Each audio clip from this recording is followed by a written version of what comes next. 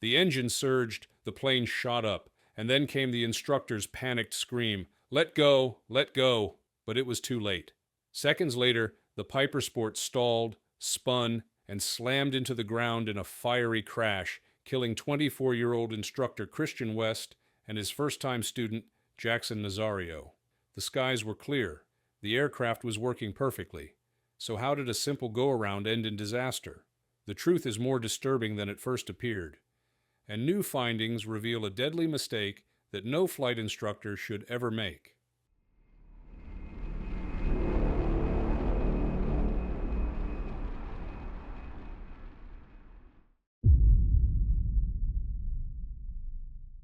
Let's start by looking at the aircraft and the people on board.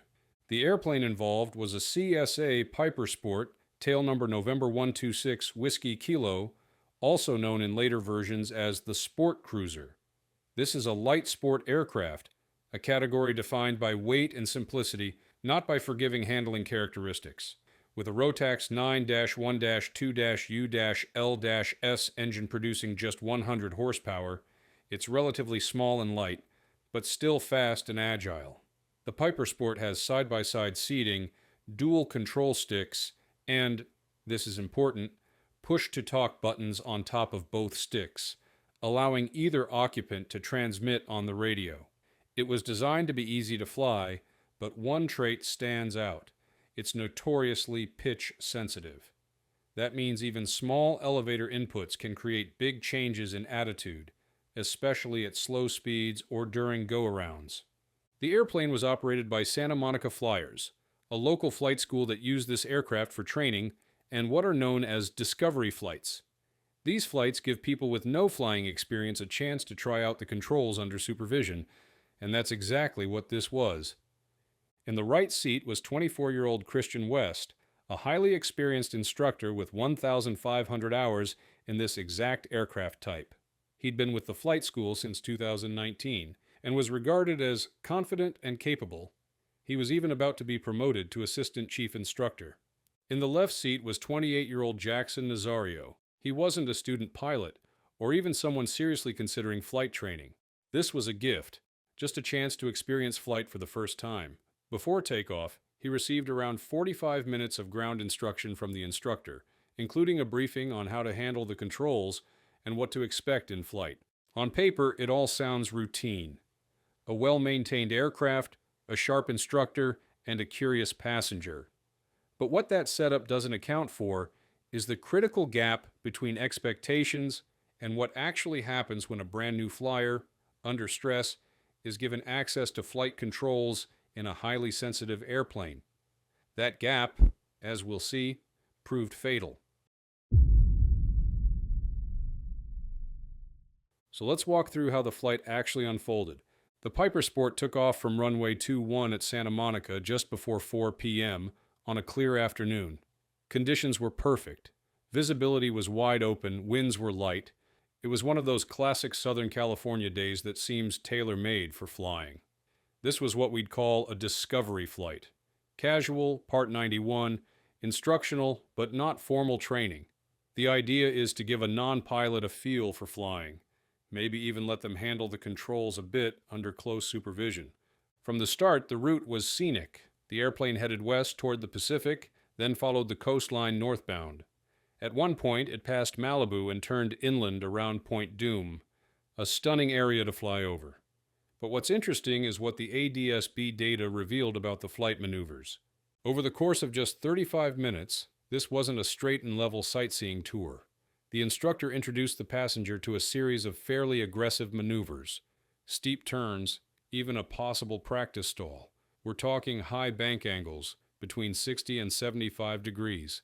That's well beyond what you'd see on a typical demo flight. At those angles, the G-forces spike, 2 to 3.4 G, depending on the turn. Now, it's very possible the instructor wanted to make the flight more exciting, to show off what the aircraft could do, and maybe the student handled it well at first, but it's worth remembering, this wasn't a trained student pilot. This was someone with zero flight time before that day. Even a few minutes of high G maneuvering can create a false sense of familiarity, and maybe even a bit of overconfidence. By 4:22 p.m., the PiperSport was back in the pattern at Santa Monica. The instructor radioed in that they were planning a full-stop landing. They joined the left downwind for runway 21 at around 1,200 feet, climbed a bit on base to about 1,375, and then descended to 600 feet on final. That's pretty typical, maybe just a bit low, but nothing immediately alarming. The tower cleared them for the option, meaning they could either land or go around. The instructor responded, clearly stating it would be a full stop. And then came the landing. Witnesses on the ground reported what they called a hard touchdown, not catastrophic, but rough enough to notice. And importantly, the airplane didn't settle. It bounced or didn't fully commit to the runway. Almost immediately after that first contact, the engine surged to full power, indicating the instructor called for a go-around. That's a smart move typically. If the landing isn't right, bounce, unstable, bad flare, a go-around is often the safest choice. But in a sensitive airplane at low speed, close to the ground, with two people potentially on the controls, well, as we'll see next, that go-around would turn out to be the turning point where everything unraveled. Now here's where things take a sharp and tragic turn. Right after that hard touchdown, the throttle were pushed forward, full power. Standard procedure for a go-around.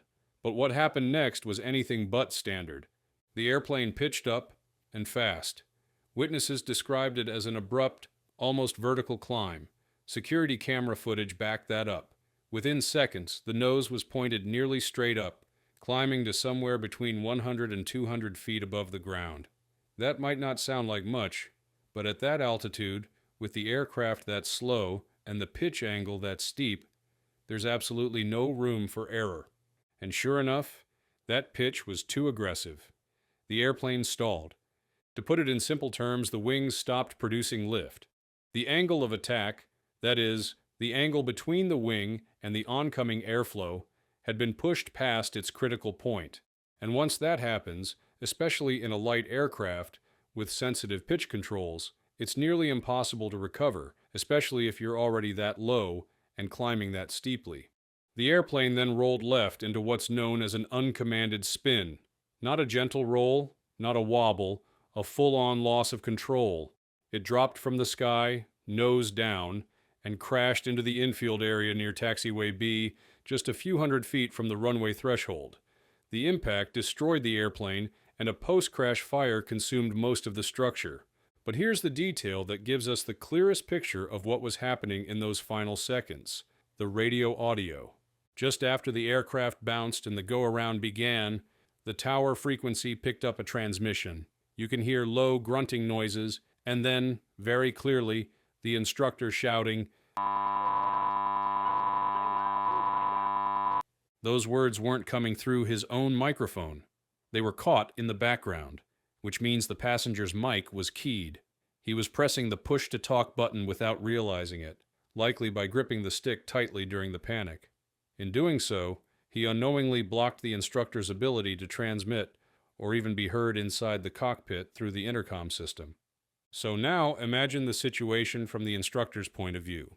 The aircraft is in a dangerous pitch-up. He's trying to communicate, trying to tell the student to release the controls, because it's very likely the student in a panic was pulling back hard on the stick.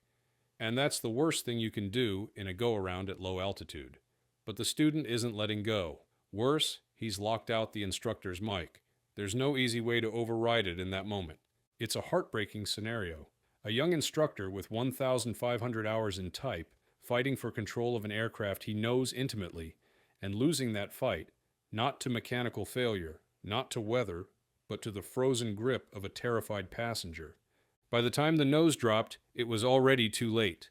The aircraft impacted nearly straight down. Both occupants died on impact, and while there were no injuries on the ground, the scene was devastating. The wreckage, scorched and torn apart, lay just a few hundred feet from a safe runway. And the worst part? It all unfolded in less than 10 seconds from that first bounce to final impact. After the wreckage was cleared and the facts gathered, the NTSB's findings painted a painfully clear picture. This crash wasn't caused by weather, mechanical failure, or lack of power. The engine was running at full throttle, the flaps were properly extended, and the controls showed no signs of malfunction. The airplane did what it was told to do. The problem was, it was being told two different things at once. The primary cause, according to the NTSB, was the passenger's excessive aft elevator input during the go-around, a reaction that led to an aggressive nose-up climb, a stall, and an unrecoverable spin. The instructor shouted, "Let go!" multiple times, but those commands were barely audible. Why? Because the passenger was unintentionally pressing the push-to-talk button on the stick, likely without even realizing it, which overrode the instructor's mic and effectively jammed cockpit communication. This goes beyond just a mic issue. It speaks to the deeper human factors that can derail even a seemingly simple flight. The passenger wasn't a student pilot. He was a curious first-timer who'd just been given a thrilling ride along the coast with steep turns and G-forces, and when the landing went wrong, it's very likely he panicked, gripping the controls, pulling back, freezing up. The instructor, experienced as he was, couldn't override that grip in time. Now here's the hard truth. This crash was preventable. It highlights a fundamental risk in flight instruction, especially during early exposure flights. Even a short flight with a non-pilot can become dangerous when control isn't tightly managed during critical phases like landing and go-around. The FAA's own guidance stresses that instructors should retain control during these moments. That's not just a suggestion. It's a best practice built on decades of experience. And then there's the aircraft itself. The PiperSport, like other light sport aircraft, is agile, efficient, and popular in training environments. But it's also highly pitch sensitive. That means even slight movements of the stick can result in large changes in pitch, particularly at slow speeds and high power settings, like in a go-around. These characteristics don't make it unsafe, but they do demand respect, especially from instructors working with zero-time students or passengers. The aircraft is less forgiving than the heavier, Part 23 certified trainers like the Cessna 172, and in moments of panic, that lack of forgiveness can be fatal. There's also a design issue in the cockpit. Dual push-to-talk switches located right where a new passenger is most likely to grip during stress. It's not just a communication nuisance. It can directly compromise an instructor's ability to command or even warn the student.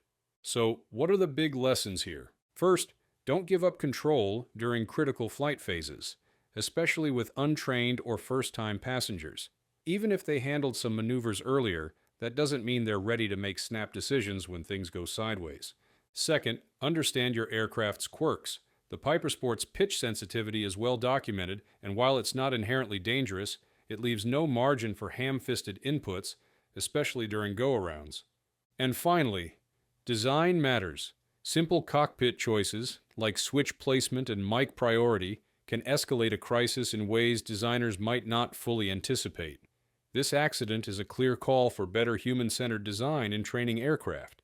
In the end, this was a tragedy born of good intentions but poor cockpit coordination.